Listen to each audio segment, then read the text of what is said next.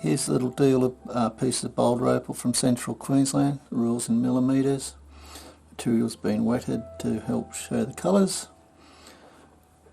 First bit, and the white's the reflection of the lights.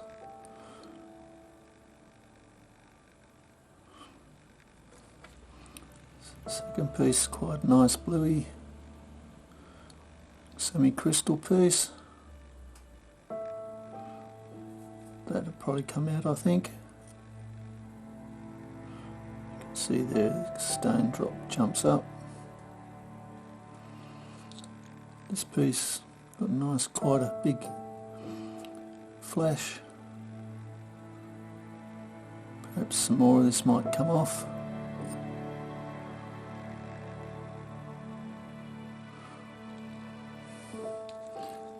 This piece, little blue stone on the end there, and then there's a fair bit of other stuff that I'm throwing in that's probably not much in it, but you might as well have it as part of the thing, part of the deal. Hope you've enjoyed. Cheers.